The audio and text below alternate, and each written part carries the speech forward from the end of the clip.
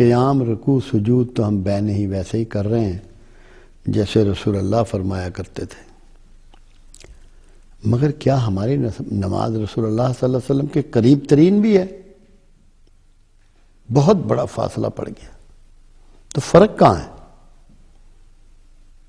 فرق اس اخلاص میں ہے جس کا تقاضا ہم سے کیا گیا، اور جیسے کہ اللہ کے حبیب صلی اللہ علیہ وسلم نے فرمایا ایسے نماز ادا کرو جیسے تم اللہ کو دیکھتے ہو، ورنہ کم از کم اس طرح تو ہو کہ جیسے اللہ تمہیں دیکھتا ہے۔ احساس خوف تو ہو کہ جو میری سپریم پاور ہے وہ مجھے واچ کر رہی ہے۔ جو یہ چاہے کہ اس کا نماز کا کارڈ پنچ ہو جائے، وہ مانیٹرنگ کرے گا اپنے سیلف کی صبح سے لے کے رات تک کے کہ میں نے آج کیا کیا، اور اس کا طریقہ کیا ہے۔ بہت آسان طریقہ ہے۔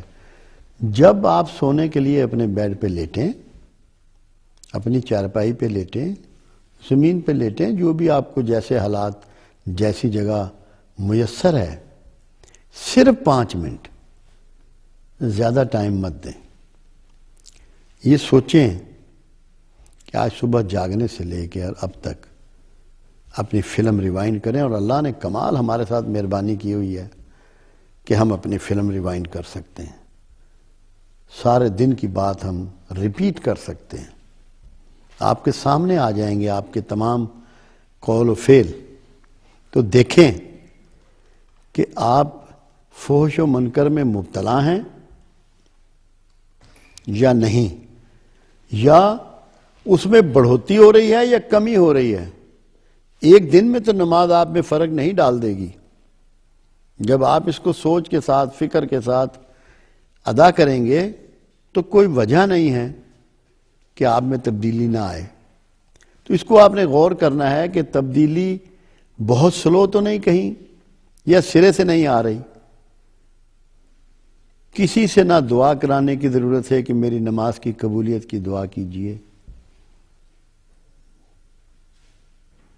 پریشان ہونے کی ضرورت نہیں۔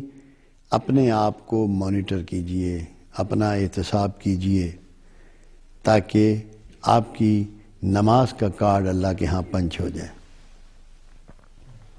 اور یہ اگر پنچ ہو گیا اور آپ کی بنیاد ٹھیک ہو گئی تو کوئی وجہ نہیں کہ زندگی کے آپ کے سارے معاملات درست نہ ہوتے چلے جائیں۔